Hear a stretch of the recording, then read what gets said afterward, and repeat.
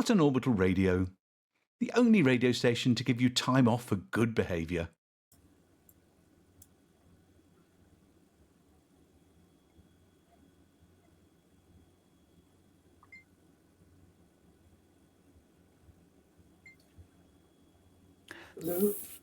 Things are returning to normal on the station. Well, I say normal. You know what this place is like. Weary commanders pilot their ships into land and offload much-needed cargo. Cargo crews swarm to unload the precious goods and load them onto the little grey beepy trucks. They were yellow once, but now they're covered in dust. And about a dozen different kinds of ore. The shops are advertising their January sales. Eddie Leewise and Sons, plus his daughters, are selling discounted corsets and the latest smacks, supportive undergarments for flight suits. Wanders is running a Keep Fit class. At least it seems that way. I can see a lot of people going and coming back out a little later and all red-faced and sweaty. And whilst there's loud music, shouting and grunting coming from inside the place. Whoever's taking the class sounds a bit stern, though. No pain, no gain, I suppose. Hutton Pizza are offering to cut all of their pizzas into 6 slices instead of 8, for those trying to cut down. Hutton Pizza is traditionally eaten cold, because it takes so long to deliver. Pioneer Supplies are resplaying all of their deadliest weapons from festive greens and reds back to utilitarian grey and matte black, so they don't have to discount them. Except for grenades, which have been painted in lovely Easter egg patterns. Vista Genomics have been paying good rates for winter virus samples, but have asked patrons to use proper sample jars. Snotty hankies will not be accepted. In an effort to compete with Apex Interstellar, Red Planet Taxi Services are offering a range of Warzone mystery tours, picking passengers up in the luxury hauler at the medium pad of Hutton Orbital and dropping off wherever the pilot gets shot down. It's a long walk back, but it's very exciting. And in an effort to attract new audiences, Hutton News is offering an evening of entertainment or your money back. One gullible fool presses a button and a voice says, "Yeah, Mike's alive." Sorry, working now.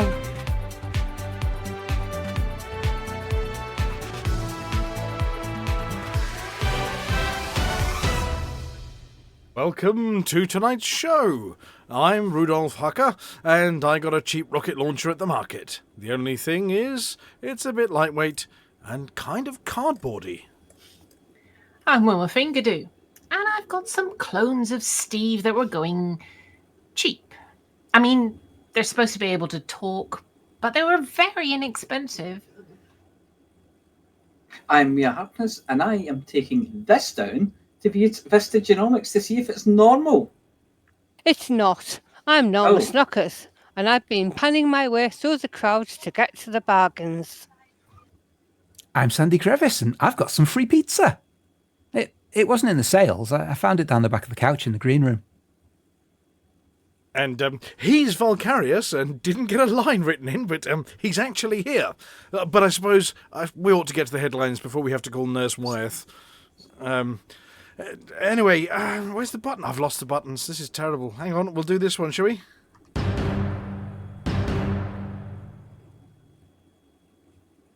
Peter Prepper picked a proper popper.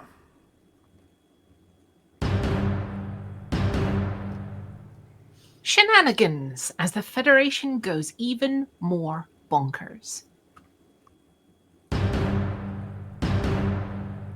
These worlds are very small. Those worlds are far, far away.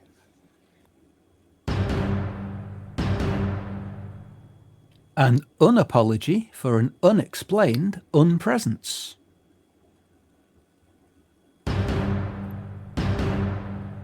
More mollusks? Probably.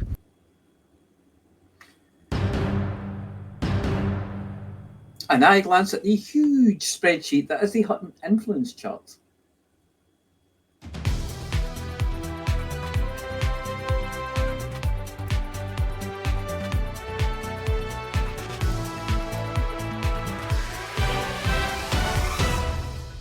First this evening, Commander Wotherspoon has gone a bit fighty. Yes, you heard us right. the mellifluously toned digester of Galnet News has decided for his New Year's resolution that he needs big guns. And we don't mean the kind you think you're going to get by taking out a gym membership that you never use. His secret weapons bunker is burgeoning with belligerence after a newfound love of weapon engineering, exciting enhancements and tactical superiority. His aim? To stride across the battlefield, clearing it of enemies, so we don't have to. Ready and equipped with a rocket and a quip, Wotherspoon epitomises the new age of surface combatant. Ever the gentleman soldier, and with his Dominator suit giving him all the enhancement a man needs to make those heavy landings from the dropship without going, "Oh, my knees!" Wotherspoon's newfound love of the precision zenith, a well-targeted Aphelion blast, or the cackling Daka of kinetic munitions, he is amply prepared for whatever operations the Pilots Federation license over the forthcoming months. His forthcoming book, From Hoarding to Boarding, Tales of a Combat Engineer, is already on the bestseller list, despite not having been released, or even written yet.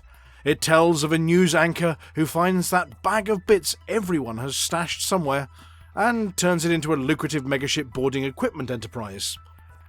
There's nothing as satisfying as the crump of an L6 rocket launcher dispatching 10 of your enemies in a single detonation, growled Commander Wotherspoon, clenching a tobacco-free cigar between his teeth and looking decidedly swarthy.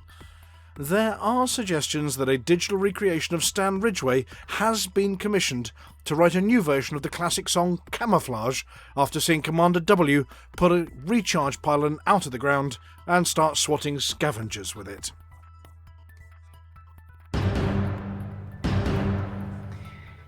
In other news, rumours that the Federation have been seizing scrap-laden ships en route to Hutton are circulating. Federal authorities have made it very clear that they don't recognise Alvin's authority over Alpha Centauri. And just because they've been managing it for over a decade doesn't mean that Hutton owns the place. The Federation claim that any stop and search activities are purely under the laws of power play, and they wouldn't dream of stopping properly registered independent truckers. Meanwhile, ex-President Hudson has been keeping himself busy with a one lunatic campaign to have himself declared the most peaceful man in the galaxy, having prevented at least 8 wars by simply leaving office. This caps off an eventful few months for the Federation, with relative newcomer Jerome Archer having knocked down both the north, south, east and west wings of the presidential palace. Sorry, we're not allowed to call it a palace. It's the official office of the President of the Federation, and any resemblance to a palace is purely coincidental. As well as the middle bit with a vow to build a bigger, better series of wings, and a really nice middle bit as well. The President's official office is a bit like Odysseus' ship, one federal commentator commented. The long-lasting element is the office of the President. Doesn't matter whether it's actually an office or not, it's always there, even when it's a pile of rubble. But this pile of rubble, we're reliably informed, will be biglier and better than ever before. Sort of like the Emperor's new clothes hybridized with Trigger's broom then. When we asked to see the exciting new plans for the building, they said they were unable to help us as Hudson has eaten all the crayons.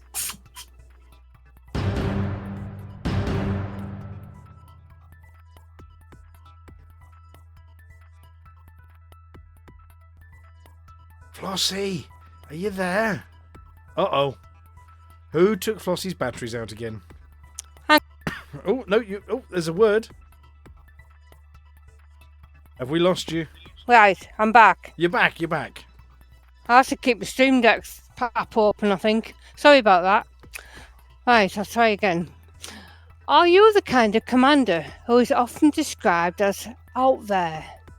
Do your friends even go as far as saying you're far out, man? Are you often considered a little distant? Well, there may be just the kind of adventure you crave just over the horizon. Yes, Distant Worlds 3 is coming soon to a galaxy near you. For those of you unfamiliar with Distant Worlds and Distant Worlds 2, Distant Worlds 3 is almost exactly the same kind of thing, with Explorer's Anchorage having been constructed far, far out into deep space back in 3305. The all-new Distant Worlds hopes to match and beat the exploits of the previous groups of deep space explorers and build not only an anchorage, but a wharf, a space front and probably a space fish market at their new destination. If discovering strange new worlds, cataloguing undiscovered areas of space and finding weird and wonderful sights are your sort of thing, the expedition begins on the 18th of January. That's only a few days away. So get to building your latest exploration ship. Start packing your long life food supplements. And don't forget to bring a change of underwear or two for those hairy, high-G landings. With new exploration ships available for participants, as well as the support from 4 official support carriers, this next jaunt is set to be potentially a little more luxurious than previous efforts, with commanders able to get a little R&R between waypoints and emergency teams on standby for repairs, restocking and the inevitable rebuy. Good luck, Distant Worlders. We'll be monitoring your progress from the relative comfort of Hutton Orbital. Well, I won't, I'm going.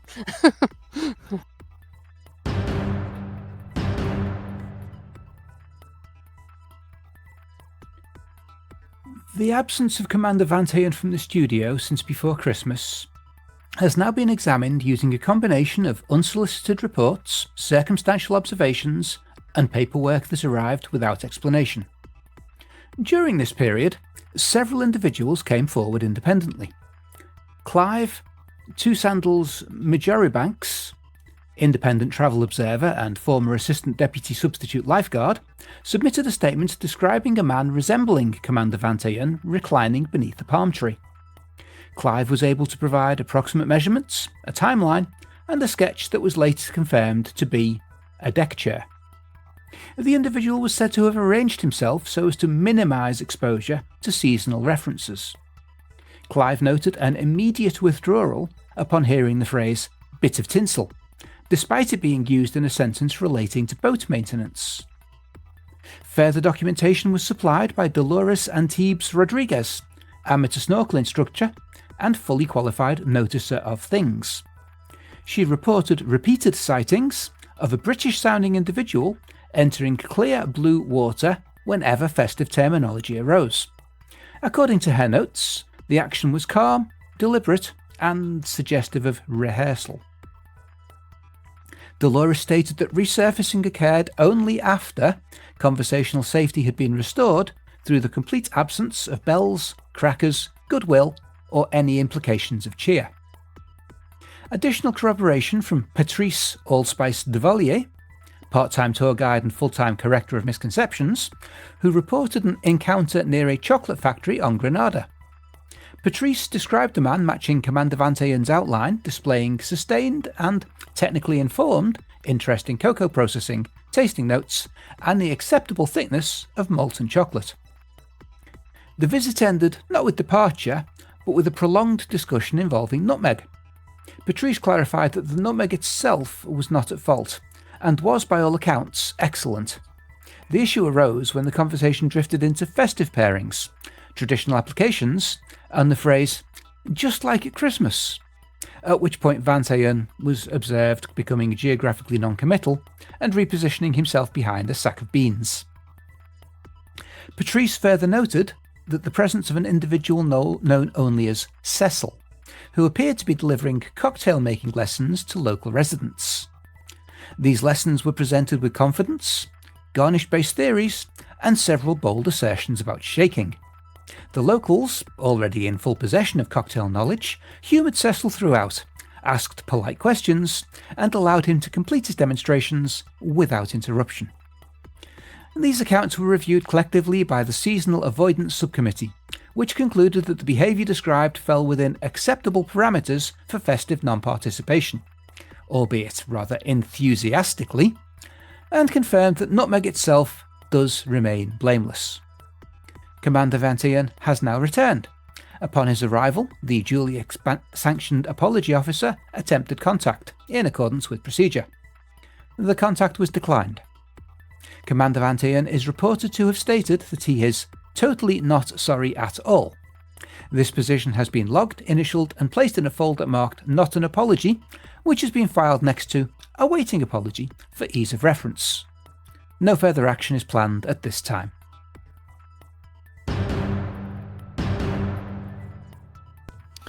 It has been noted, repeatedly and with increasing footnotes, that despite an expanding catalogue of explored systems, planets, atmospheres and improbably damp rocks, no fundamentally new spacefaring life forms have been documented for some time.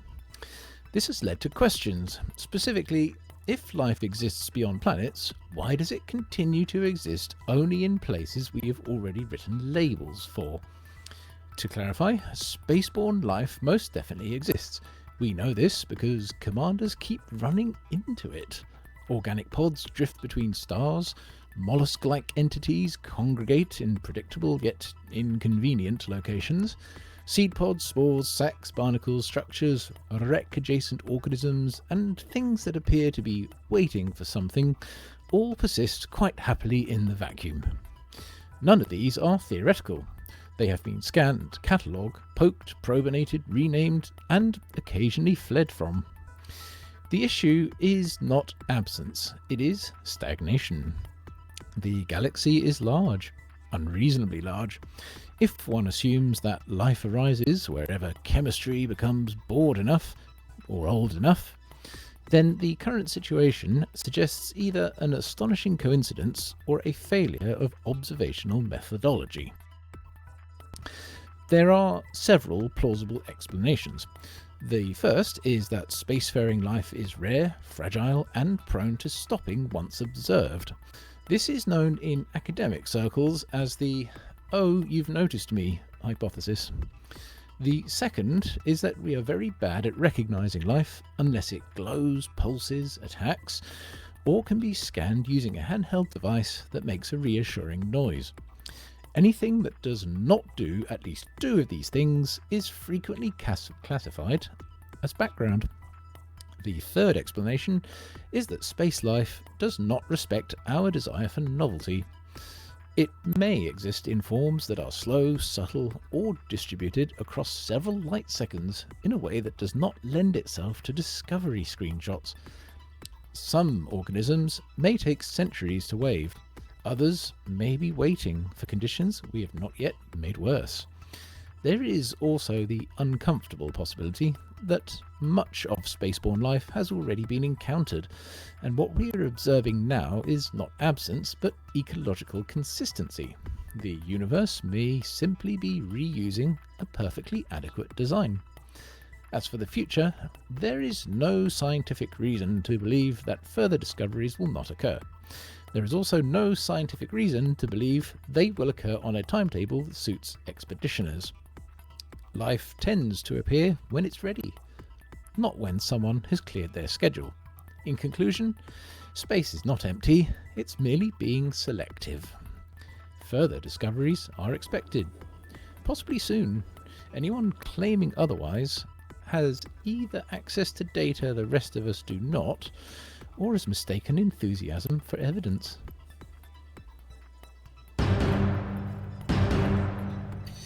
Welcome to this week's Hutton BGS bit, where we put all of the incident room furniture on Galbay for free pickup and watch the chaos unfold. This week, there is an outbreak in Avik. Unprecedented investment continues in Barnard's Star. HIP 23255 sees us in an election with the Federal Republican Guard. And LTT 3572 sees Hutton in a war with the nationalists of LTT 3572. And there is another war in LaSalle 8760 where we battle against the Luton 347-14 prison colony. But what does that all mean? If you want to make yourself useful and do some mission running, then I suggest you go over to HIP 23255 and help out with that election.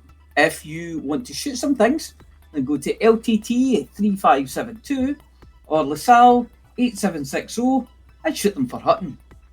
And if you want to do some trading, then I recommend Barnard's Star, where the investment never ends. Or you could do the decent thing and bring medicines into Avic. And that's it for this week's Hutton BGS bit.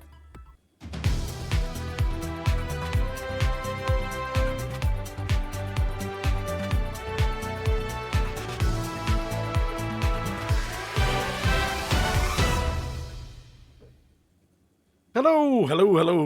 Right, that's it. We're back with only a few seams. It wouldn't be the same without a few seams, would it? We can't be totally seamless. I see no seams. I see no seams. Yeah. I see no seams. Maybe I should watch the stream. I heard some, but I never saw any. Sorry, I caused them. It's only your turn, Flossy. Yeah, it's Flossy's turn this week. Anyway, apology, officer. I am definitely not submitting proper paperwork for my absence over the last 4 weeks. Oh, for goodness sake! You can't have any because I'm totally not well, sorry. Do you know what? It's not my problem until there is an apology. If you're not apologising, I don't care.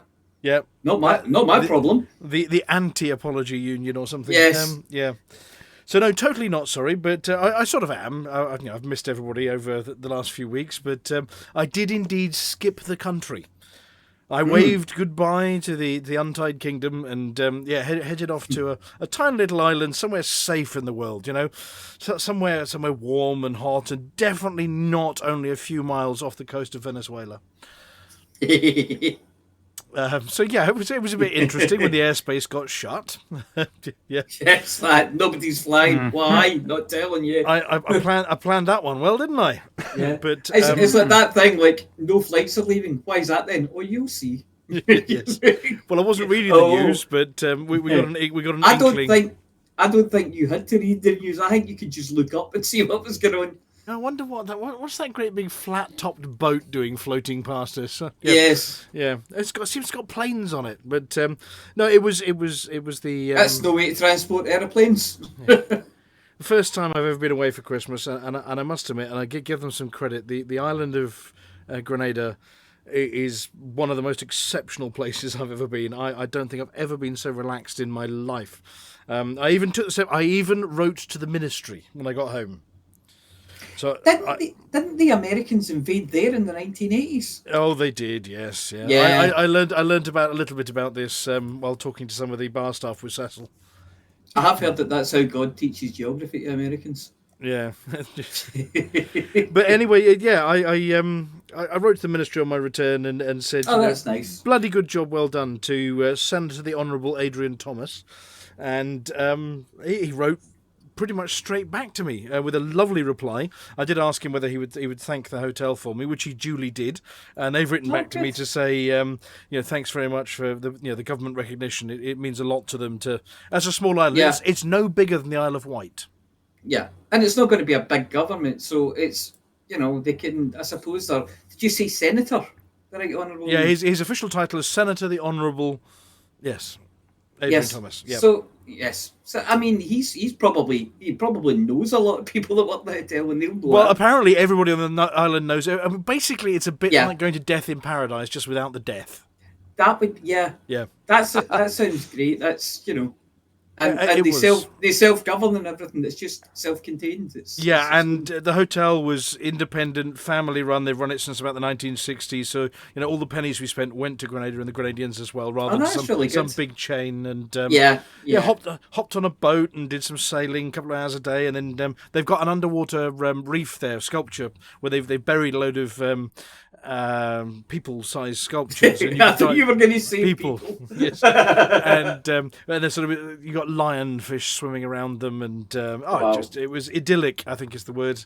And the first time I've ever been away for Christmas, I didn't avoid it entirely. Seeing a bunch of locals in shorts and t-shirts with Father Christmas hats on, singing, Christmas carols in a reggae style was quite an eye opener. Yes.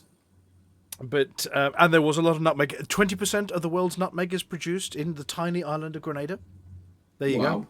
Hence the reference earlier. Yes. But it is blameless. The nutmeg is totally blameless on this one. So yeah, I'm sort of going to say I'm not sorry for not being here because I really needed a battery recharge. Yeah, and and I don't blame you if you were there. That sounds fantastic. It was. I won't say a once in a lifetime kind of holiday experience, but pretty close to it, I'd imagine. So how was everybody else's sort of New Year? And so I didn't catch up with you. Everybody else party and eat and fall over Festive. and do the usual. Yeah. I went to Cowes for the traditional steak night, which was very, very nice. And then on the way back there was some technical yawning, but that's just me and my travel sickness. But yeah, it was good. And amazing what half a cow and 16 pints will do for you. It's amazing. It's amazing what a bumpy, hilly, turny, twisty country road will do for you. Oh my goodness, I drove from the north to the south of the island. The condition of the roads over there, by the way, it was like a roller coaster, but it was, because they're not fast roads, it was an hour and a half long roller coaster. And I got to the other end, I got to the rum distillery at the other end and thought, shall I have the rum or not? Oh dear. Oh dear. Yeah. Oh, rum's good at settling your stomach, you'll be fine. Or settling your nerves, settling your stomach, whichever. Yeah. And then you could come back in a pirate ship, you'll be okay. And how about you, Flossy? Yeah. Down the pub? Oh yeah. Went down the pub Christmas Day. Somebody else can do the cooking. Is that your tradition thing then? And you always go to? Yeah, we always go Christmas Day lunchtime, Oh. and then we have a meal about afternoon. Yeah. Tea time-ish. Yeah. So you go to the pub for lunch and then Christmas dinner is at the house. Go for pub for drinks, that's all. Okay, right, okay. Fair enough. And Amelia, did Mooncake sort of celebrate the new year by knocking things off the side, or? Oh, definitely. I mean, we locked ourselves away for 2 weeks. We had no human contact whatsoever, and it was bliss. Yes. Right. Yeah, that sounds a bit right. Because humans at that time of year, you don't want to be bothered with. And No. Valcarius, you busied yourself with celebrations. Well, I'll generally keep myself to myself, but I have had a good time. Yes. Relaxing, if nothing else. Yes. I would say, I think I said last week, possibly after the show, that I kind of feel like I've got more done in about the first week of this year than the entire month of December. Well, unlike a third of the studio here that have already been to hospital at least once. You get thrown away by too many things in December. Though it's you need to go to this, come and do that, or you haven't seen them in a while, and and then you get into January, you think, do you know what? I just want a bit of normality. Oh crikey! I'm help! Everything's gone off. Everything's going wrong. Oh goodness! What on earth is going on there? Alarms are going off. That's the low alcohol alarm on your phone. Yes, it's my reverse your blood alcohol content's gone too low. Yes, too much blood in my alcohol. If you're not careful, you'll fall into a sobriety coma. Yes. Right. You don't want to do that in Hutton. No. While I've been away, have Frontier had a live stream? No. Are we in denial? I think we very much are. No, I'm sure there'll be one when they've got something to tell us. There won't be the live stream thing, but they'll make announcements and tell us things, won't they? Well, this is. Aren't we supposed to be 10 minutes here and there? Are we supposed to be playing a new game of Operation or something at the start of this year at some point? Yes. Yeah, Bagsy, next month, I think. Bagsy gets the spleen. Yeah. Yeah. I'll have a funny bone. If you touch the metal sides of the fleet carrier, everything goes buzz and a red light comes on. Maybe they'll do them when they get back from Egypt. Ha! I got that one. Yeah. I did get that one. I got that. Took me a second, but I got it. Yes. Okay. So Frontier may have stopped. Obviously, Distant Worlds, Flossy. You're off on it, so you're going to report from Distant Worlds about how many Distant Worlds you've discovered so far in future weeks. Yes. What did you find? I found a rocky ice planet. What did you find this week? I found a rocky planet. And what about this Yeah. week? I found an icy planet. Yes. I'm hopefully not going to turn off my thrusters. Yeah, I was just going to say that. I said, remember, Flossy, thrusters on. Always thrusters on. It's the only way. Laces out, thrusters on. Yep. She took off with thrusters on. I did, yeah. Yeah, well, you wouldn't have been Then able she to turned them otherwise. off. Then I turned them off. Yeah, I wouldn't be needing those anymore. Somebody was talking about the importance of good thrusters from High G World. So I thought, oh, what are mine? Am I okay? And I looked at the right panel, and there was a star shining in my eyes, and I couldn't quite see it properly. And it looked like the little box next to thrusters was empty. It wasn't blocked up like it should be. I thought, oh. So you blocked it up? So I quickly blocked it up, but except I didn't. Yeah, you unblocked it, didn't you? Next thing I know, I'm sort of turning over and heading back down to the planet again. Oh, dear. Which was caught on film. Oh, of course it was. Yeah. Yeah, it wouldn't have been worth doing otherwise, you know. No mistaking that pink anaconda. Oh, dear. Right, so lesson learned. Lesson learned. You're not going to make this mistake. It's not going to happen this time. No, definitely not. No. But if there isn't a different disaster, then I'll be very disappointed. Yeah. But anyway, the numbers signed up look pretty impressive for Distant Worlds 3. I think they were saying something like 6,800. Something like that. Odd people have signed up. How many normal people? Yeah, I was going to say, is that 6,700 odd or 6,700 odd people? They're all odd, aren't they? Yeah. Just look at the website. I mean, some of them certainly will be. There's truckers involved. Waypoint, scoop, waypoint, scoop. Something like that. Isn't that how it goes? Something like that. Honk, scoop, jump. Honk, I scoop every jump. I scoop every jump, and I still that's use scoopable, of course. Yeah. Yeah. Chicks method of doing the numbers are coming up now. 5, 6. I still use the chicks method of Here we doing are. the high metal content worlds and things, and checking out for which ones might be terraformable, because the terraformables are worth a lot. 6729 players are signed up for a total of 6898 commanders. Wow, that's pretty good. That's a lot. Yeah, that's a lot of people. Frequently asked questions. I'm just reading. Do I need to pack weapons? That's a good one. If you play an open, probably. Okay. And anything else interesting in there? Are we nearly there yet? Here we go. Soon, brackets, trademark. There you go. That's the most important 2 points out of the FAQs. Yes. Can I take my carrier? Can I bring my fleet carrier? Yeah. No. I thought they were called FAQs. No. We respectfully ask that you do not bring personal fleet carriers on the expedition.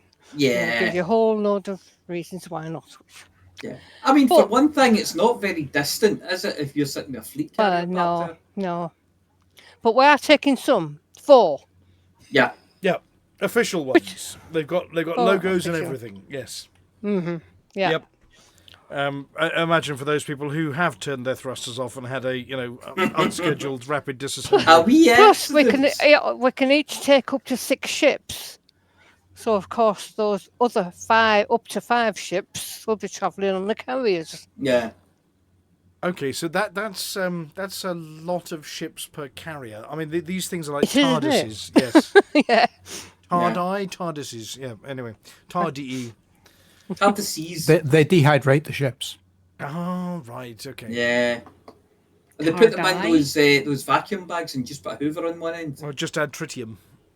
Yes. So that's why they got so many Dysonators with them. Yeah. Oh, okay. I heard Amelia there. Sorry, it was TARDI? As in plural TARDIS? I know somebody's going to have worked it up. Right, I suppose, well, Frontier may have stopped for a bit. Distant Worlds hasn't stopped, but Space News definitely hasn't stopped because I can see some stories in here. Oh, up. Go on then. Plural of TARDISes, TARDISes. TARDISes, okay. Sheeps. Yeah, it's an acronym, it's an acronym, so it's bound to be. It's not a a Latin originated word or anything, so it doesn't do weird things when you pluralize it. Cool. Right. I've got a button here for space news, but I think I've lost it. Hang on, I'm just news. Space news. Hang on a second. Let's try Space news. Here we go. Oh yeah. That's the one. Space news, space news, space news, space news, space news, space news, space news, space news.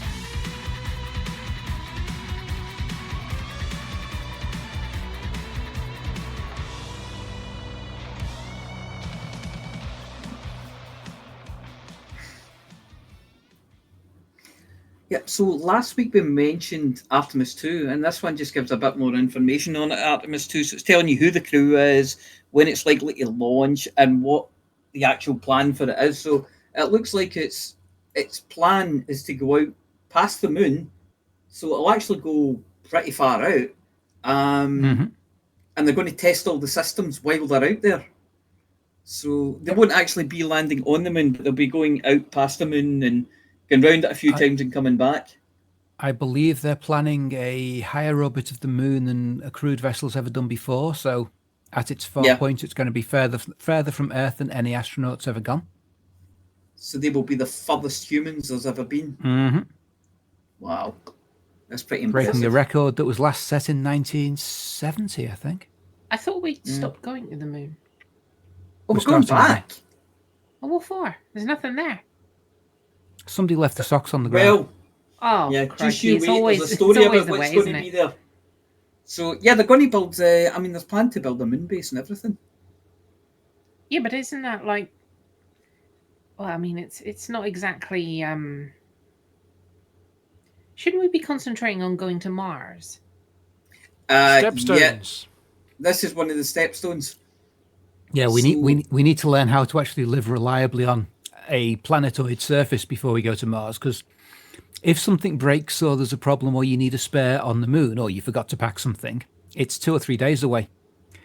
If you do that on Mars, it's 2 years away. So it's kind of difficult to send spares and replacements. That they can build stuff, like they can send stuff up there for construction and get it ready for going to Mars. So the Mars mission will likely launch from the moon rather than the Earth. And things like, well, you know, the moon's got no atmosphere and a third of the gravity, sixth of the gravity. So it's going to be easier to launch a spaceship for the moon than it would be if you build a big, massive one to go to Mars. It's going to be easier to launch it for the moon. So there's all looking that. at this. Oh, go on. As Jim was saying last week, you can make everything out of regolith and astronaut pee. Oh. Well, not everything, but concrete. Well, that leads into my next question that I was about to ask. Or the next statement. They apparently the end of January they're conducting a wet dress rehearsal. Sorry, a wet dress rehearsal. Yes. Yes. I don't know what makes not it a wet wet. dress rehearsal. Yeah. Yeah. So probably fully fueled ship. Yeah, fully fueled. Oh yeah, that would make sense for the wet thing then. Yeah. Yep. And just to be very clear, Artemis 2 will not land on the moon. No. Artemis 2 is not taking a lander. Yeah. I saw a space journalist recently saying it was an Apollo 10 clone mission, but it's not. It's an Apollo 8 clone mission. Yeah. Right. Just with the number 2 and a different name on it. Okay. Yeah. And a bit more space for the astronauts, I understand. A bit more room. And there's 4 people going instead of 3. And an extra astronaut. Yep. And one of them isn't white, and one of them is missing some bits and has some other bits instead. Yes. Both of which are firsts for being out by the moon. Yeah. Which is rather depressing 50 years after we first got there, which was depressing enough. We should have done that a long time ago. Yes. Yes. So okay, so that's and Artemis. I think one of them will be the first Canadian. I'm sure there's 3 Americans and 1 Canadian. Yeah, I can see a Canadian flag on a shoulder there. Yeah. I think he's their apology officer. Yes. That's in case they meet any Martians or any space aliens. He's there to be polite to them. That'd be Jeremy Hansen. Jeremy Hansen. There we go. From the Canadian Space Agency. Cool. Right. Does So second one, Does a look a bit bit like close. Buzz Lightyear in that photo, though. Yeah. To infinity and. That's a Maple jaw. syrup. Yeah. Okay. Second one is a little bit closer to home. In fact, it was really close to home. It's a couple of lot hours closer ago. to home Yeah, now. It is Yeah. as of a few hours ago. So go on, introduce the next one. The next one is the astronaut sicky thing. Somebody on the International Space Station took, not well, according to this, a serious medical condition. So they had to leave early. So they got a crew up there. There's a crew up there.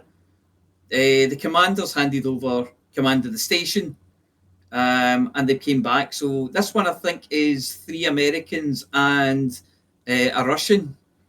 And they came back. So they had an 11-hour journey back. Can you imagine it? Yeah.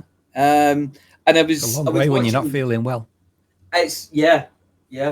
It's a long way, and it's very uncomfortable when you're not feeling very well. I mean, they haven't said who or what, but I am hearing that they Yeah, are okay. They are okay, or at least they're in the seemed right to hands. be now, okay yes. when they were unloading them for the capsule. Everybody seemed to be okay, but yeah, you just obviously there's something that they need to get treated, and that's their business. But so very exciting. The first time it's ever happened on the International Space Station in 25 years of operation. And it's nice to know all the processes work and they got them back safely. This is the thing. It's reassuring that, I'm sure this has been rehearsed before. Oh, it you know must. What I mean? Yeah. But it was interesting. NASA are expediting the next crew that goes up. It was meant to be March, April time, but they're pulling it back into February. But they've confirmed that it will not interfere with the Artemis 2 time. No, that's good. Yeah. Cool. They were talking to Chris Hadfield, and he was explaining. They were saying, "Oh, you get rudimentary medical training," and he was explaining that he's a fully qualified EMT, and he has worked with doctors and things like that. So not quite rudimentary. And done dental work on people. He while has they're up done there. dental work. Just little rudimentary things like that. This is one of the things that got me. Somebody in the International Space Station had a toffee and pulled a filling out with the toffee, and he had to give them a new filling. So yeah, interesting. So that's the kind of thing they deal with up there. So apparently they've got a fantastically well-stocked pharmacy up there. They've got really good kind of medical and diagnostic equipment as well. So they've got the machine that goes ping and the most expensive. They've got the machine. £1 million machine that goes ping and the most expensive machine on the entire hospital. Yeah. So they've got all that kind of stuff, and they're well trained. They're fit people that go up there. And they've had their appendices removed. They've had their appendixes removed. Yes. So yeah, it's all So which I know a explains few why books this that would benefit from that. Yeah. So that all explains why this is probably the first time they've had to bring somebody back for illness. But I did hear somebody saying as well, a lot of the astronauts are getting older now. So there might be more of this kind of thing because it's older people that are going up. So that was interesting as well. But there we go. So that's that one. Right, and our last now one. this Well, is one for- if they had one of these, it might have been easier. They could have gone there instead. And Amelia's asking what's up there. This is what's going to be up there. It's going to be... Hold on, I'm getting sound effects now. It's going to be a hotel on the 2032, apparently. And you can now hotel. you can now pay for your initial reservation. They can't give you a date because they don't know when it's going to be built. It is only £1,000 deposit, $1,000 deposit, non-refundable, to book yourself a place in the queue for they think between $150,000 and $250,000 for an actual trip. So at least you'll have paid one of the $150,000. Oh no, No, they're talking. $750,000. No, it's seven. No, it's $7.5 million. No, that's 10%. Pay as much Yeah. as 750k brackets 10% of the 7.5 million ticket. It's £7.5 your million reservation. pounds. Yeah, Your reservation is 750k. yeah, and it's $7.5 million for a 5-night stay. Jesus Christ. And somebody said to me today, "Would you do it?" And I said, "If I had $7.5 million to burn, I'd be up there like a shot." Oh, it's got adverts on. I was Yeah, trying it's to pretty skip good. the adverts. No, skip the adverts. I know, Cancel that. it's- No, all gone. They want to show us adverts. It's because it's in the it was in the Gotta pay metro for it today. somehow. You can have a look in the metro. Yeah. I was trying to see if there was another link to a picture. Do you know what? I Space thought Hotel. I thought the picture of the building looked a bit White Housey.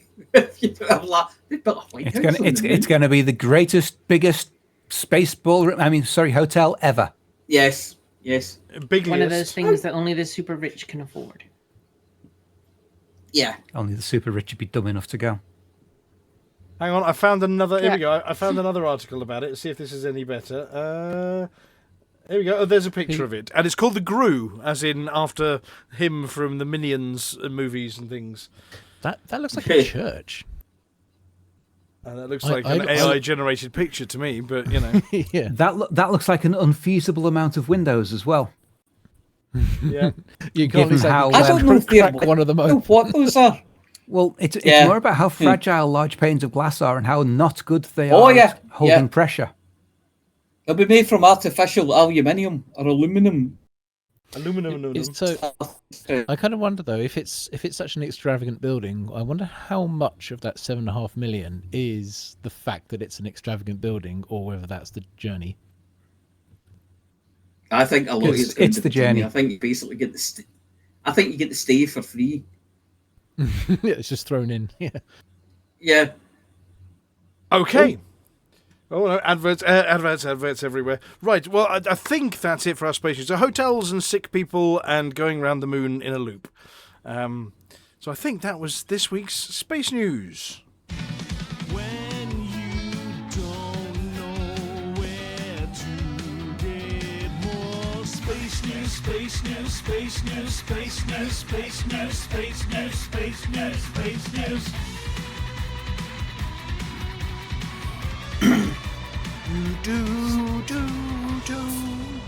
Bam. Dun, dun, dun. Wow. Do we have a word of the week? We do have a word of the week, and word of the week this week is arsefoot. Arsefoot. What does that mean? Arsefoot. Well, it's 17th century nickname for a penguin. Can you use it in a sentence, please? Yes, I can. When the life support went off, it was so cold that we had a waddle of arsefoots, or is it arsefeet, stealing from the bins on the parade. And did you know, Chinese call them business geese? Business. Business geese. I think it's to do with the tuxedos. It's appropriate. Look, there goes a business goose. We unfortunately Feeling a do wee not have, arsefeet behind it. we unfortunately do not have a headline today. Well, the ticket. I don't know where it's gone.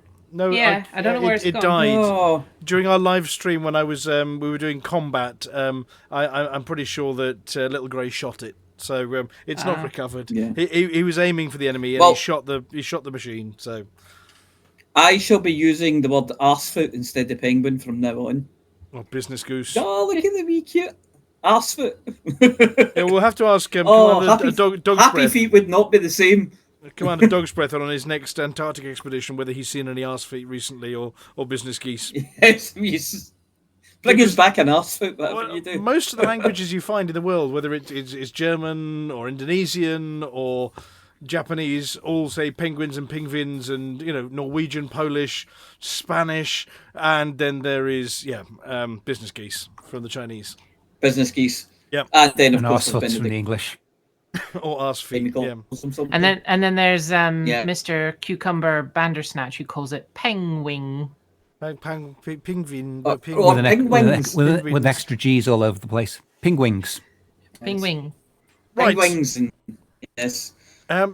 So, rumbling along, something I've missed, also having been away, is there a quiz this week? That there is. There is. Um, Are we ready for the quiz, everybody? well, I'm relatively Are we ready. ever Nobody's put truly ready for the quiz? Nobody's put the link in the chat yet, although I did leave it in Studio 5, 6, 5.5. Yes, they have. Have they? And it's up to you whether you want to play a thingy or not. But if you What? don't, I've let me broken know. it. No. See, I put the link in and I broke it. HCV. And I've spelt it right. It says you do not have permission. Do I now? I have permission. There we go. And I better sign in as the studio for this one. There you go. I've signed in as the studio. Yep.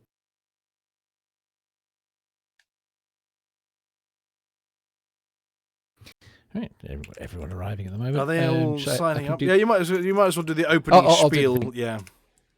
Yeah. Welcome to this show's quiz, which everyone's welcome to join over at quiz.iniv.space in a browser window on the side or with a mobile device. For those wondering what the deliquescent dodec we've chosen for this theme this week, it's all about everyone's favourite galaxy-growing giga corporation, the Brewer Corporation. Everyone listening live is very welcome to call in a carrier jump over to quiz.iniv.space now or at any time during the quiz to join in. And remember, just like putting together your first colony station and having no idea which piece goes where, it's way better to take a guess than to leave any out. And we've got, cool, that's quite a lot of sign-ups. Holy.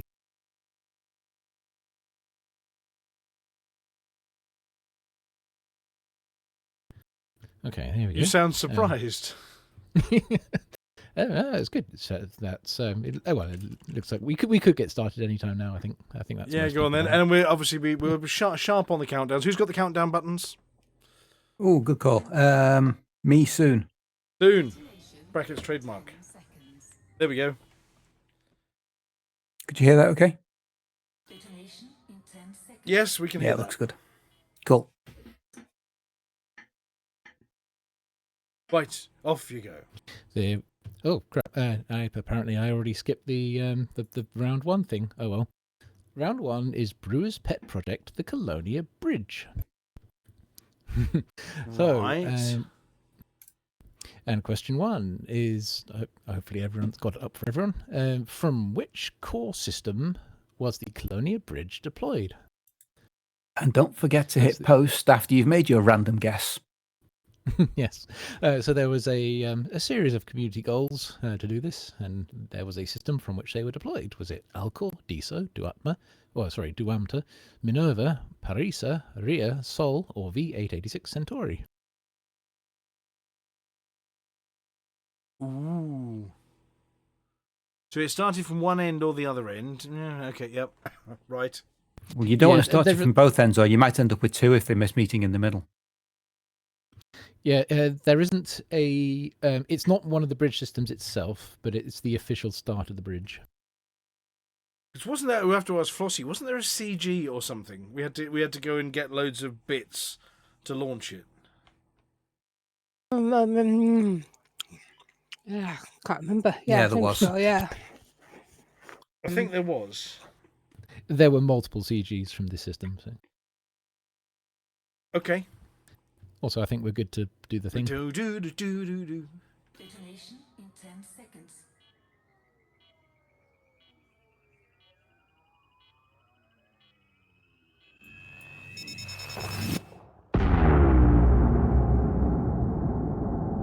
Question 2. How many Brewer megaships formed the Colonia Bridge in 3307? That's the megaships, not the additional starports which were built in 3308. Those are coming up next. Right. So the megaships. How many megaships formed the Colonia Bridge in 3307?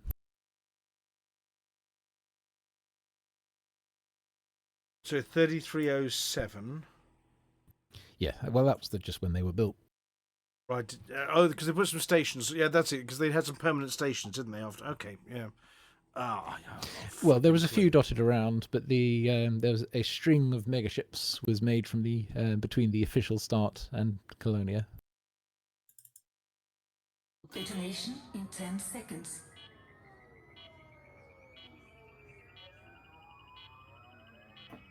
Do we get a give or take on this one? You know, like to the nearest. Yes, you do. Yeah. Oh, that's okay then.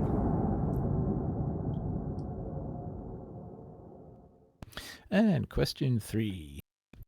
Which Colonia Bridge starport is closest to Colonia?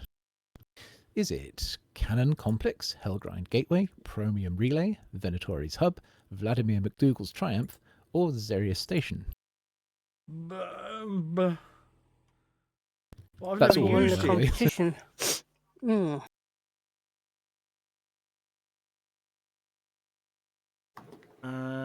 I am totally guessing on all of these.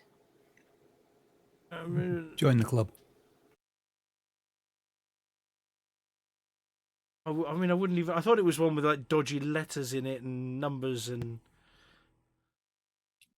No, this is the name. Oh yeah, all the system names are all over the place. This is the port name. I'm ruling that one out because it sounds stupid. It can't be that one because it's them. And You know, it's probably going to be the stupid sounding one. yeah. Or the them one or the other. Thank you. I was hoping it would be his.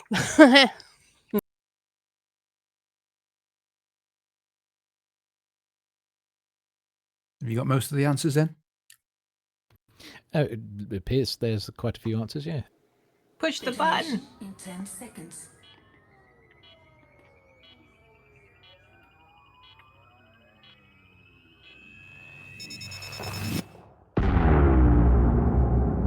For round one. Alcor was the system from which all those community goals were launched. So Minerva's kind of close. In fact, well, it is the home of Brewer, but it's not the system from which they were launched. Rhea is Felicia Winter's home. V886 Centauri is the system from which Shinrata Desra was defended during the Thargoid attacks. Parisa is where Nova Imperium, now Nova Parisa, lives. And I don't know where Sol is. No one knows. No one does really. No one goes there. I don't think it's important. So there were 56 megaships, which there was I gave 3, 2, and 1 points for the closest answers there. Somebody got I impressively accurate there. Oh yeah. I put that number in as a joke, but it worked out. What, Well, 12? there you go.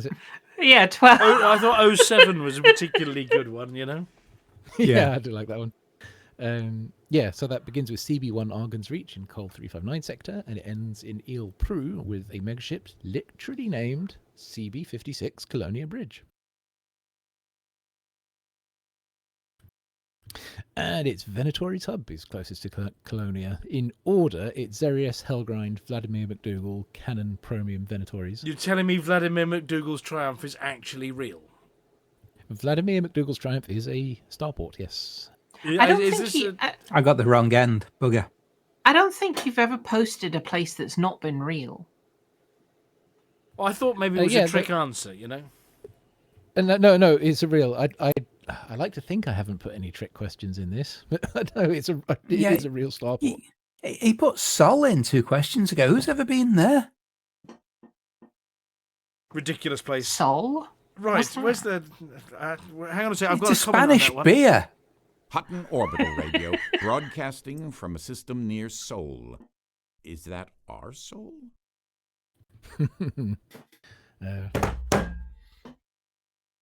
Right, so if we had a system called Foot, then it would be... no, that doesn't work. 'Cause it doesn't begin with S. Oh. Right, round 2. This is Brewer's Gift to Commanders, the Carriers. Question 1. When jumping a Drake-class carrier, how many times does the crew sound the horn? That's individual... I'm not quite sure which carrier has that sound of horn, but well, I guess so. That's individual discontinuous honks over the full process of achieving a jump.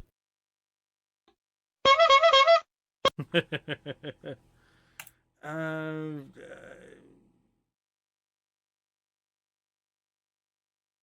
trying to... the thing is, you know when you can almost picture in your head the jump, and you can hear the tone... And it's long. There's long ones and short ones. I'm sure there's two lengths of. Yeah, I'll be slightly fair on this one. So there are there are more than one occasion on which the horn is sounded, and there are more than one honk per occasion. Ah. Yeah, like I said, I don't want to trick people as such. So, are you after the number of honks, the number of occasions, or the product of the two? The total. So you can consider it like a product, but the total.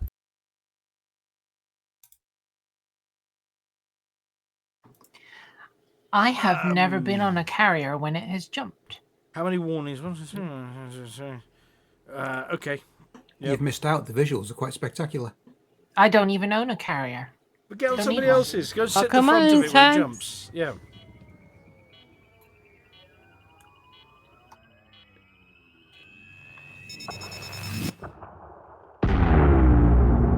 Question 2. In tons, what is the cargo capacity of a Javelin class carrier? Are they different?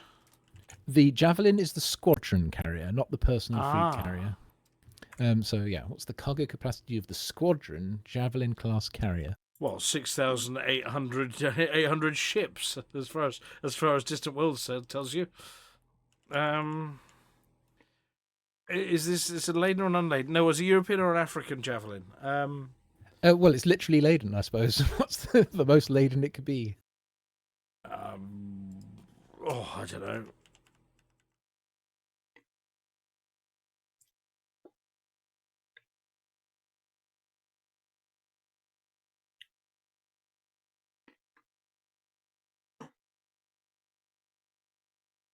Detonation. Well, that was weird.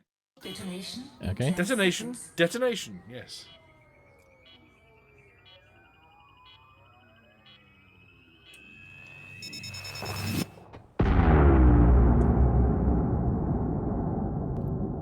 And question 3. With which word does the carrier fuel share its vowel sound when you say it? Do you say tritium, as in the word Trinity, or do you say tritium, as in the word triangle? You say cobra or cobra? Yes.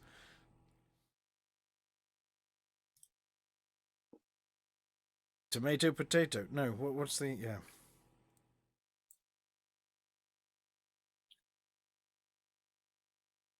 Well, make an ooh sound like fuel.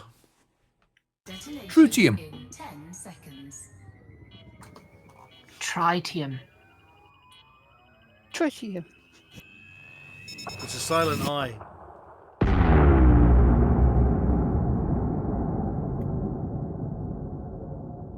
And we have... we have 6 times for the horn, so there's... let me look at my little breakdown. You get 1 honk when the landing pads retract, you get 2 just before departure, and you get 3 after arrival, which is a total of 6. So I gave 2 and 1 points for 5 and 4 for being close. Oh. And the next one? Yep. In tons, it's 60,000 tons. I added a half-point category for many lots just to see what happens and see how that goes. But I gave 2 and 1 point. Someone disappeared. Was it the apology officer? Probably. What? Anyway, I gave. Did we lose the apology officer? Yep. I think Looks so. like it. I gave 2 and 1 points for the next nearest answers. Hmm? And let's see what people say. Most people say tritium as in Trinity instead of tritium as in triangle. Good. Nice to know that most people can pronounce it correctly then. Yeah. Most people are wrong. Afraid not. Well voted. And round 3 is brewer's main business, port construction. Question 1. Which station type is built directly by Brewer Corporation? This is also built proactively, not with the help of commanders building colonies, which is also coming up next. But in any case, directly does Brewer build the asteroid base, Coriolis, Ocellus, Orbis, Outpost.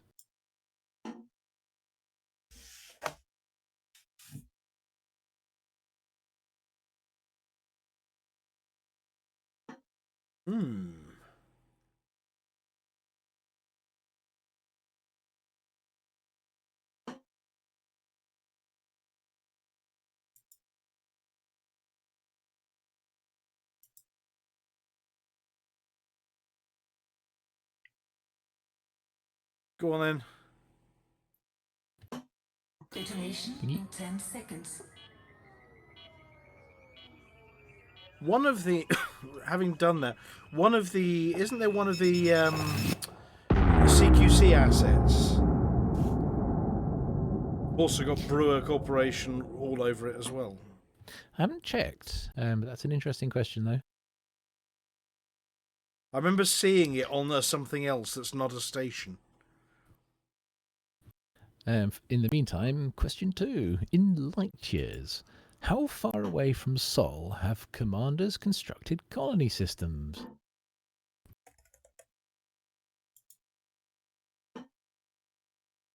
Oh, crikey. That's just what I was thinking. Yeah. I mean, there's tens of thousands of them, but they're not all in a straight line. I know there's some nutters that have gone in a straight line. How many can you do between each? 15? It's 15 light years, yeah. Oh.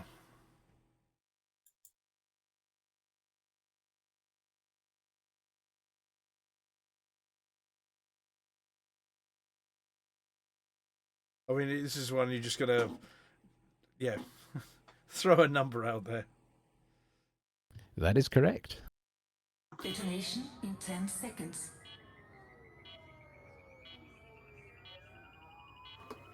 I love that accent.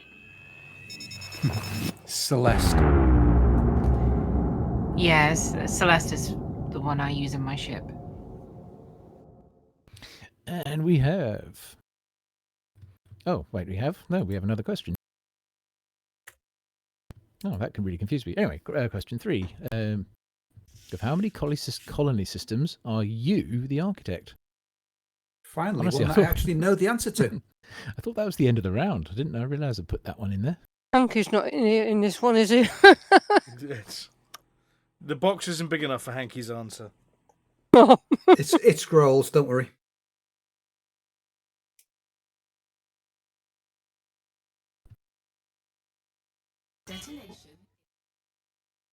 Detonation in Does it 10 keep doing that? seconds. My stream deck seems to be acting up tonight. I think I need a reboot after this. Yeah, like mine. There wasn't there an update in the last 24 hours? Yeah, there was. Mine's working. I've not applied it yet. So. Seems it's broken it. Okay, we have. They mainly build. Well, they directly build the Coriolis and the Orbis, so either of those would be fine. The Ocellus is a Gutamaya product, which I didn't know. I was amazed when I looked that one up. The asteroid base seems to be uncredited as far as I can see. Nobody wants to admit to it. And outposts are bolted together by any old corporations all over the galaxy. Cheap, shoddy, 0.22 light years from Alpha Centauri. You get the picture.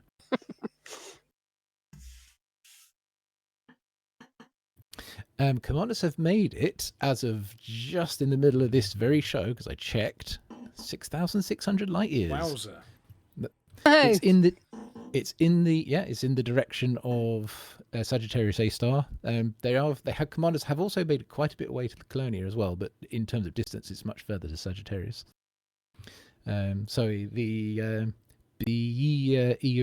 KJ-B B55-2 has been colonized at 6594 away, and the same commander is building one that's just after 6,600 away. So there we go. It's a long way. You. And we have I know I didn't combine them. I quite liked having two different answers with different data types. We've got most people with zero. I guess so. But it's well, yeah. Your integers, decimals, and strings. Yes, Strings. I suppose if we count not a sausage as being 0, then we've got most people by far don't have any yet. Oh.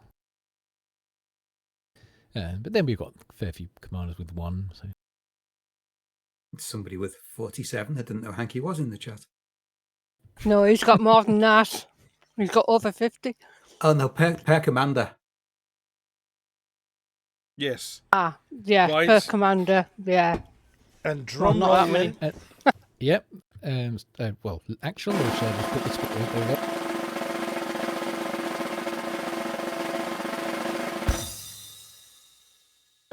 Mooncake's Toy, first place with 20 points. Joint second is Bograt, and Venner's number slightly above 80,000. We've got joint third with Flossy and a anonymous user. Ooby doop Scooby Dooby Banooby. That's me. I have the silliest name in the galaxy. Ooby doop Scooby Dooby Banooby. And I accurately predicted my score on this one. With And in in last last place. Yes. Normally it's me. Well, congratulations, everybody. Yes. Well done, everyone. Especially Mooncake's Toy. Mooncake's squeaky toy or the bell toy again? It'll be the little bell toy, probably. Well, thank you very much, Volcarius, for this week's quiz. I suppose we ought to turn around to Flossy now and say, oh, go on then.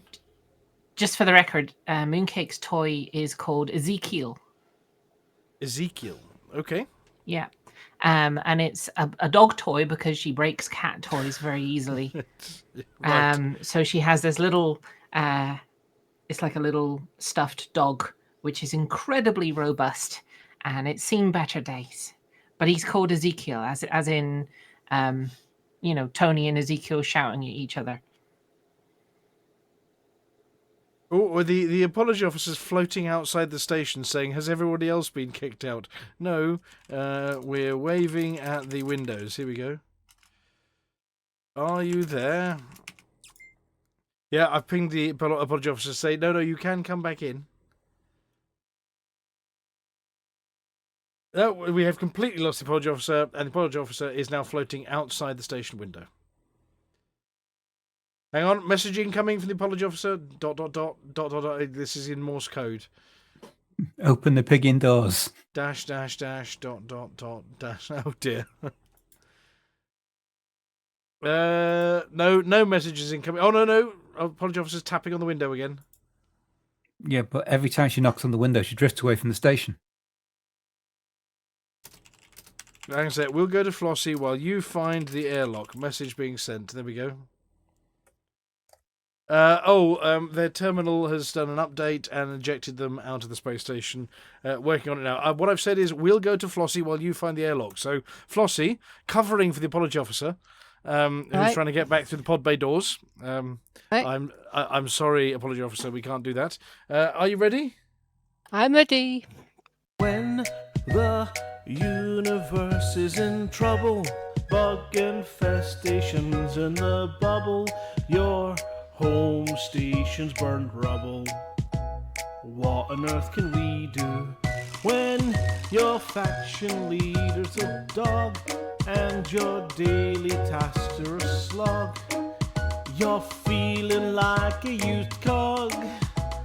What on earth can we do now? Interstellar initiatives. Let Flossy tell you what it is. Then you can get involved with this. You should listen to what Flossy says. Interstellar initiatives. Flossy tells us what she thinks it is. Then you can get involved with this. Now you should listen to what Flossy says.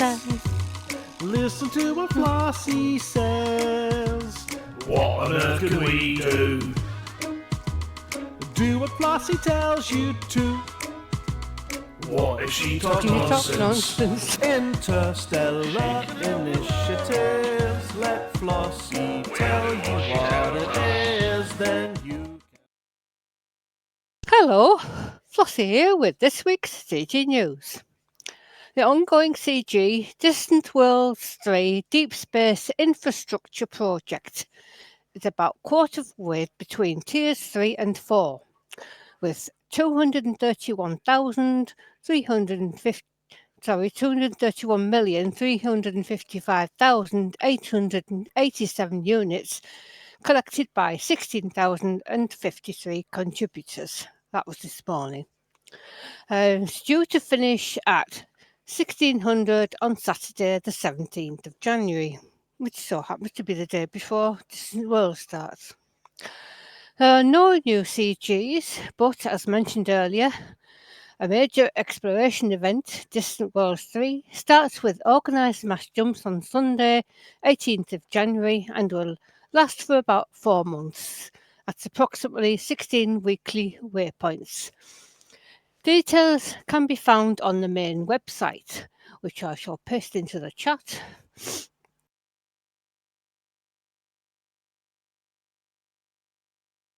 As well as on the Frontier forums. Once again, a copy.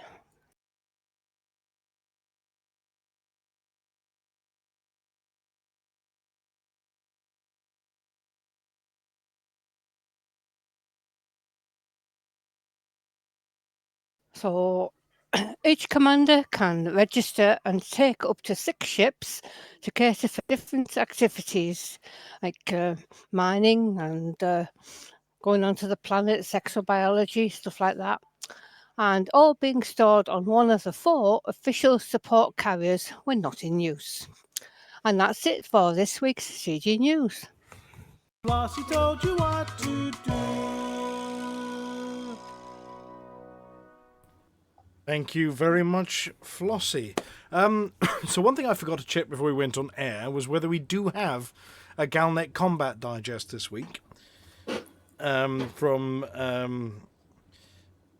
Sergeant Wotherspoon and the team. Has anybody been able to check, or can anybody glance and check whether we do have an audio or a video file before I push buttons and make it all go pear-shaped? It would appear that the most recent one we have is from January 15th. Yes, we do. We do. And is it a video? Video. It is a video one. Video. Okay. Well, we have to welcome back the apology officer as well, who's managed to break back in through the airlock. Oh, that was a tense few moments, I can tell you. Yes. How long can you hold your breath? Yes. Apparently for about 10 minutes. That's got to be a record in 0G. There was a problem with the zero windows. atmosphere. There was Windows? a problem with the windows. Yeah, it was the windows that were. Well, somebody causing the shoved problem, you out of it and locked it. Yeah. Yeah. Right. But you're back. It was the smell of that pizza I found earlier. She decided to open it to let some of it out. Oh, no, I wanted to let the fresh air in. Oh, it's fresher than the air in here. Yes. Okay. Well, on that fragrant note, I suppose we ought to. I don't know. See, this button sometimes does work, sometimes doesn't work. Let's give this a go for the. Is it? Look at that. Galnet News Update, 15th of January, 3312.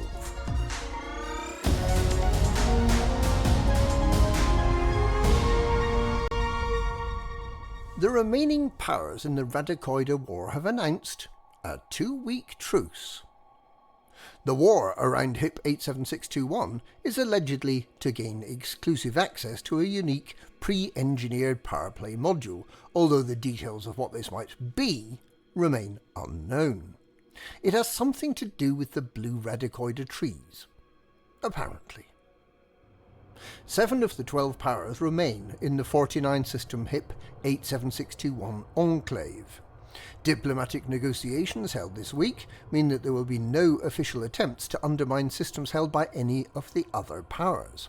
Reinforcement and acquisition will continue as normal. It's understood that some power agents may not be aware of the ceasefire, but the impact of undermining is likely to be much reduced.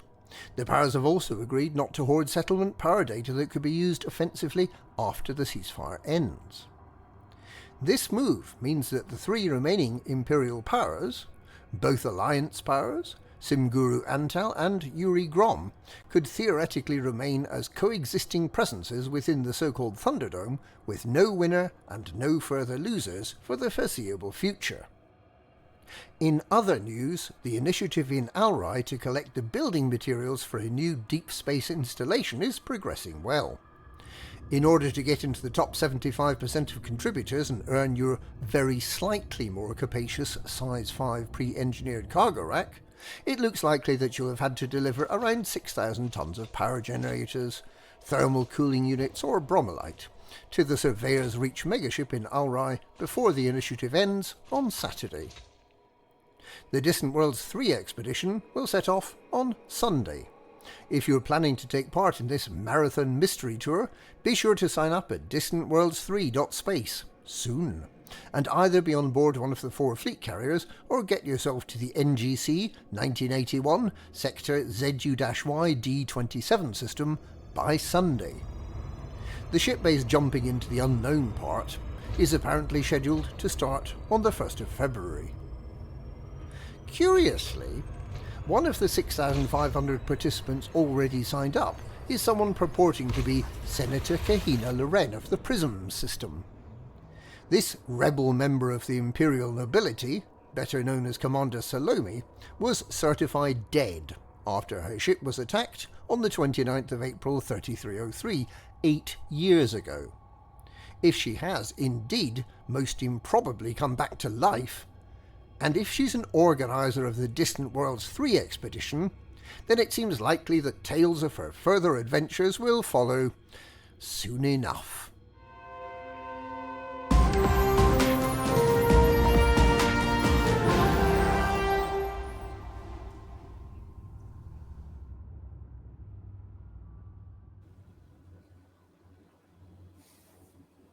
Well, there you go. Digested, as always, by Combat Sergeant Wotherspoon and his Zenith pistol. He is quite martial these days, isn't he? It started with I've got all these engineering materials for suits and weapons. What should I do? And it's then what should I get for my upgrades to my Zenith? And then there's yes, I've been objectively testing them on surfaces of planets. I don't think it's planetary surfaces he's testing them on. I think it's random guards. Well, it depends on his aim to an extent. Right, we have a special treat for you this week. Because we haven't done one for a while. I thought, as I've been away for a while, I ought to put space in here for a Galnet Rares Digest. So we dispatched Amelia over the Christmas period to do another exceedingly rare, can't even buy it, it's that rare. So, Amelia, are you vaguely ready to talk us through this one? Ready to rock. I think it's this button here. Let's see if this runs your intro, shall we? So, run audio.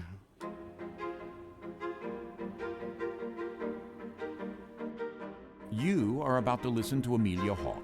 She tries all the galaxy's most dangerous rare items, so you don't have to.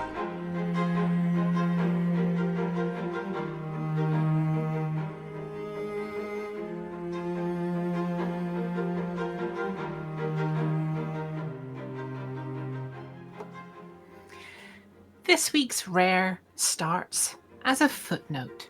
The sort of footnote that turns up in frontier stories that circulate as poorly scanned PDFs, missing a cover page and occasionally a paragraph, and which tend to fail checksum validation the moment someone responsible tries to archive them. The story is set on Biggs Colony, on Altair. It describes a creature that was, at the time, regarded as the colony's primary environmental concern. The author's description is unusually specific. 20 meters tall, 8 legs, a body held well clear off the ground, a ring of sensory tentacles around the neck and head, twin mouths, yellow blood. The creature is referred to as the Itoroletta. Biggs Colony is described in the hastily scanned PDF as having no shortage of wildlife capable of causing injury, but the Itoroletta is singled out as the most cunning of the lot. Later passages compare it to a mixture of dinosaur, spider, and old earth scorpion, with the tentacles described not as decorative but functional, sensory, always moving. And then, several chapters later, the text simply treats it as dead. Official records agree. The Itoroletta is listed as extinct on Altair, which causes ranging from habitat loss to pest control to enthusiastic over-application of weapons. The usual explanations apply to anything described as cunning by someone holding a gun. The reason I'm not on Altair is that I've received a hint suggesting extinction may not have been the right word. Relocated fits better. Not migrated, not preserved, moved, crated, logged, filed. The hint is minimal. Coordinates, an access code that still works, and a reminder to bring spare boots. Which is why I'm now on the edge of the bubble, as it existed at the time this relocation is supposed to have happened. Back then, this was considered deep space. Now it's simply awkwardly placed with limited fuel services and a station bar that believes warm gin is acceptable. The destination is a small facility on a high-gravity world. It's not listed on public charts. The perimeter fence is intact. The warning signs are numerous. Some are newer than others. Some have been painted over older warning signs. The name on the door reads, "Abandon hope, all ye who..." I can't read the rest. It's smudged. In certain light, the previous name is still visible underneath. Big's Live Capture Annex.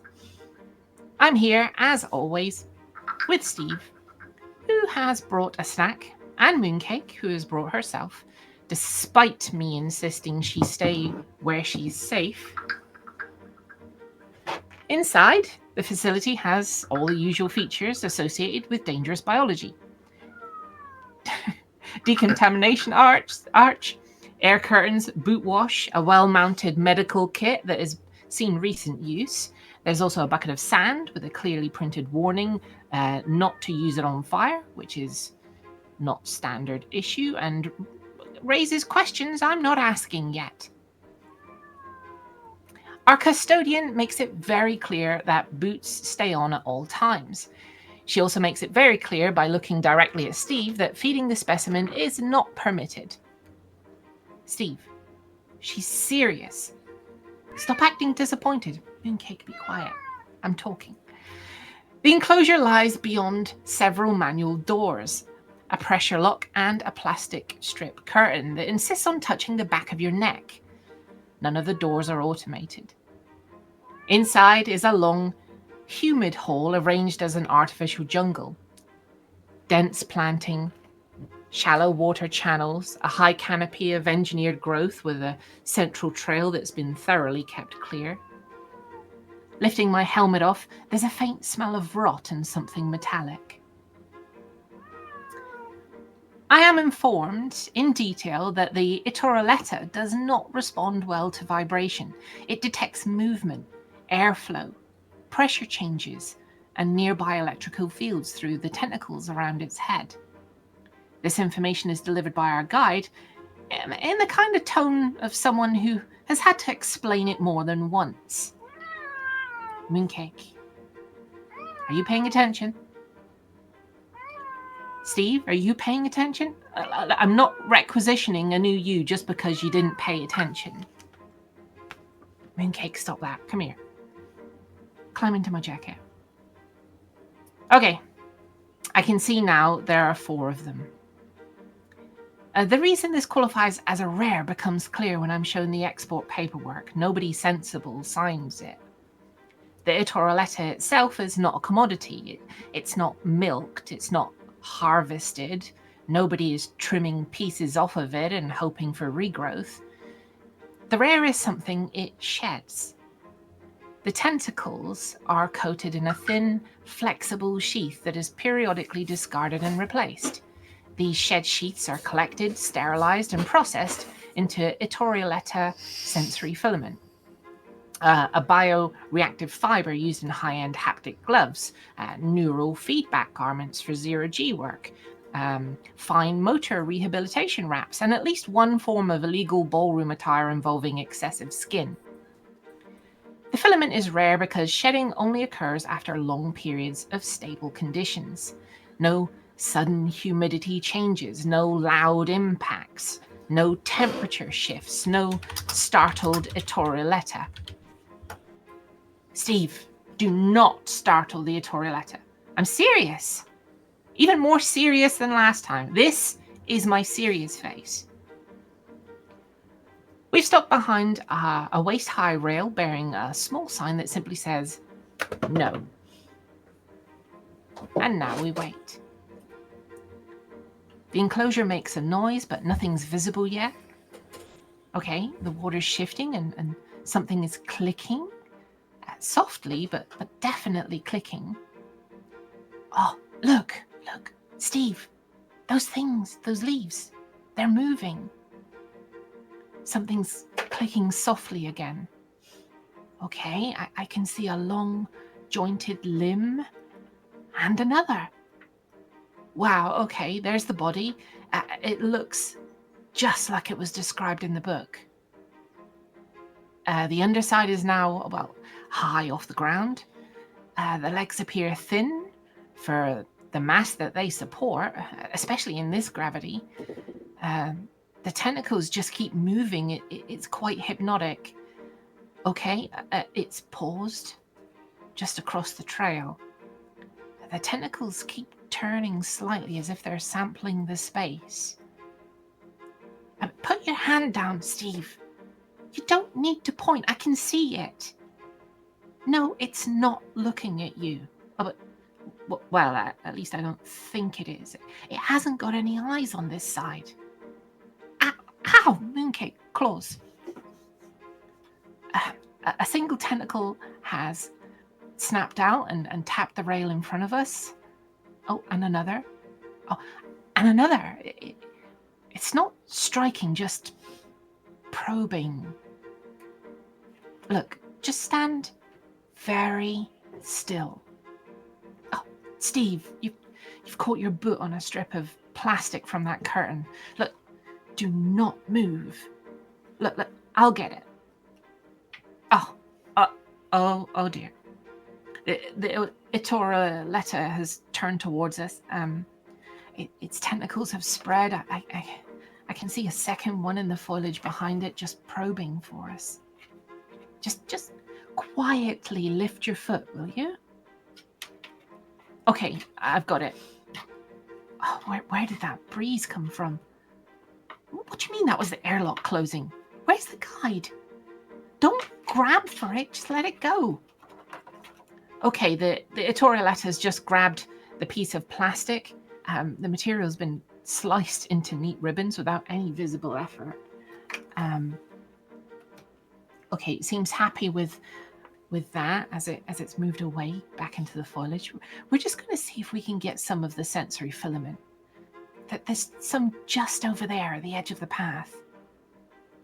Look, I'll bag it with the tongs. You hold the bag open. There, we've got it. Look, see what I'm writing? Don't touch. That means you, Steve. I don't care if it's rude. You're a liability. For the purpose of this digest, I'm tapping out a quick enquiry to the guide who is now on the other side of the door. Can I try it? She said no. Okay, let me type again. This is my job. Steve? She suggested you could try it. No idea why. Have you met before? Look, fine, I'll do it. I'm putting on some of the material on the outside of my glove.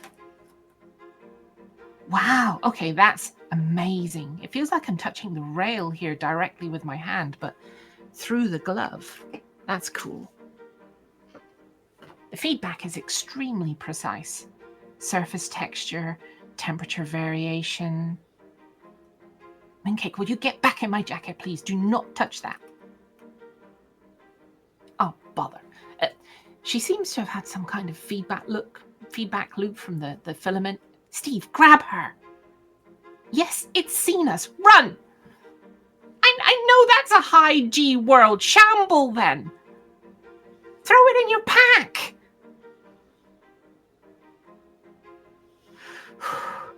It's okay. We're behind the door. No thanks to our guide. Looking through the thickened glass portal, the Itoroletta has shredded Steve's pack. He really shouldn't have brought that flask of tomato soup with him. Or those chunks of steak. Pressing my hand with the filament on the glove against the door, I can feel amplified thuds from the other side, as if 4 very angry creatures are desperate to get at us. It's okay, Mooncake. You're safe. We're both here. You and me and... hang on. Steve? Steve? But... God damn it, Steve. This is Amelia Hawke reporting for the Galnet Rares Digest. The Itoroletta is not extinct. It is not on Altair. Its shed sensory filament is valuable, tightly regulated, and best collected by someone else. Right, time to get this filament off my glove. Mooncake, stop licking that solvent. That does not count as grooming.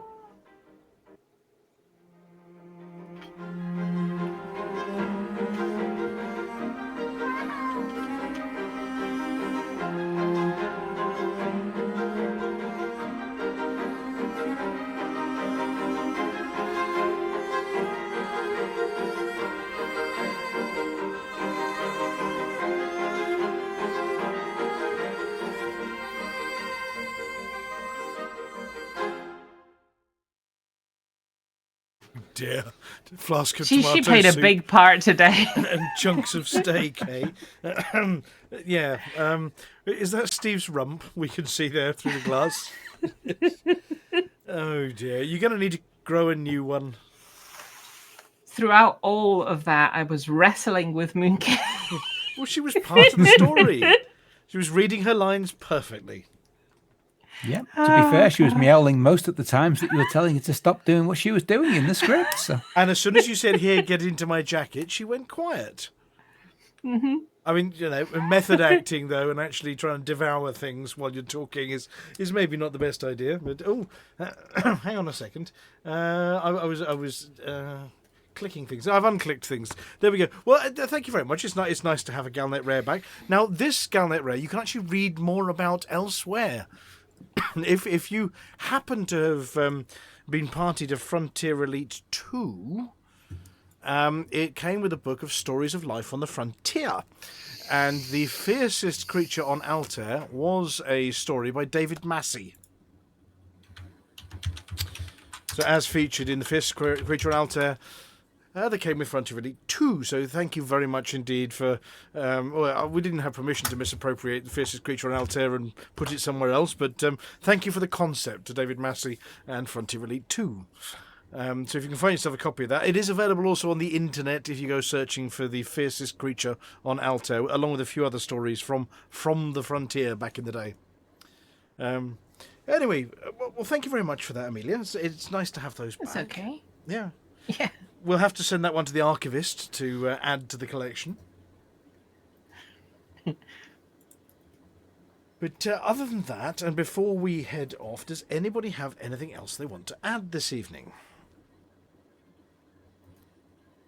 Or have you all been struck dumb by the sight of dismembered Steve? Nope, nothing from me. No, I'm just slightly hungry. Fancy some soup. And some chunks of steak. Tastes like chicken, apparently, that steak. Okay, well, what we traditionally do at this point in the show is we go and raid somebody. So I am just doing a search to see who's online and who might be needful of a raid. So we'll have a look. Categories. Elite Dangerous. Oh, come on. There is a stream here entitled Meow with one viewer. I think it's done, isn't it? By Gunter Fenn. I think it is. Yes? Is it elite? Is it? It is elite, and it's called... the stream is actually called Meow. M-E-O-W by Gunter Fenn. Yep. One of the streams... Well, Mooncake's chosen that for us then, I think. Yep. Yeah. One of them is categorised Elite Dangerous, states they're probably playing a bit of Witcher, and the screenshot is Cyberpunk. Right, okay. Well, it's not that one. So I'm hoping that Gunter Fenn stays on. So what we're going to do is we're going to play the credits, do read them, do note the recipes, do go and make the cookies because they're real and they taste delicious. And other than that, I don't know whether... Are you being loud or quiet? You've been quiet-ish this evening, are you, Amelia? Sorry, say that again. For the end of the show, are you being loud or quiet-ish? Oh, I can be loud. The little monster. Tyke. The Yeah, little she's darling. being a monster. She's being a monster. So right. So she wants to wrestle, and the problem is she wrestles like a Doberman. Is she nearly Doberman-sized yet? No, actually, she's really small. She's the runt of the litter, so she's actually not quite as big as a normal Bengal.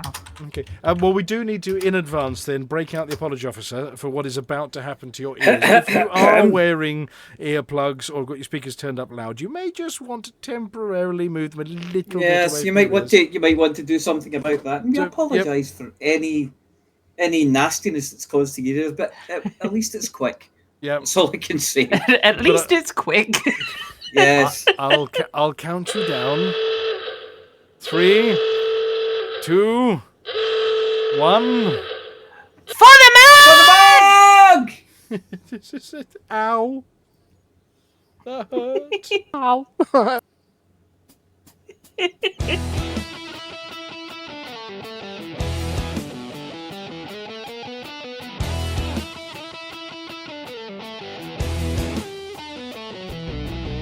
Journey too long and no cargo too small.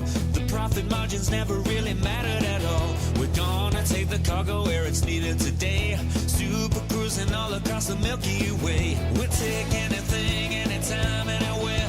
Loading up the T-9s to the brim with rail. For the mug, yeah, you know just where we're coming from. For the mug, now everybody sing the Hutton Trucker song.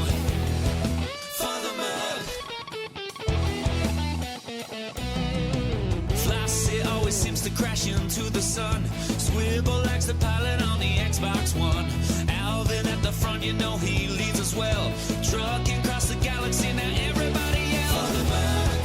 For the mug, yeah, you know just where we're coming from. For the mug, now everybody sing the Hutton Trucker song.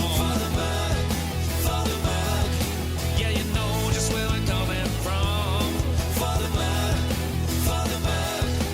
now everybody sing the Hutton Trucker song.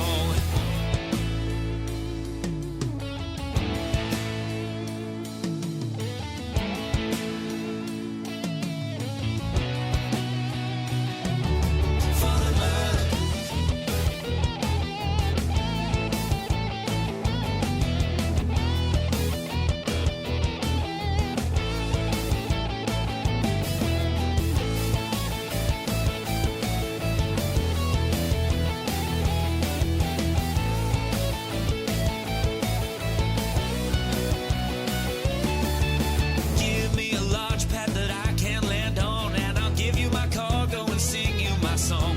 No part 22 light years to go. Cruising to Hutton, whoa. No journey too long and no cargo too small. The profit margins never really mattered at all. We're gonna take the cargo where it's needed today. Super cruising all across the Milky Way. We'll take anything, anytime, anywhere. So shout it out loud like you don't even care. For the mug, yeah, you know just where we're coming from. For the mug, now everybody sing the Hutton Trucker song. For the mug, yeah, you know just where we're coming from. For the mug,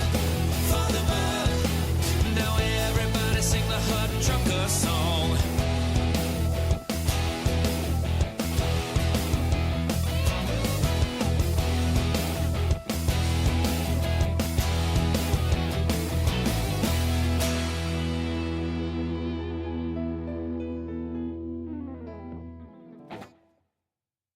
ladies and gentlemen, that's the end of the show. Everyone's buggered off now, so why don't you bugger off too?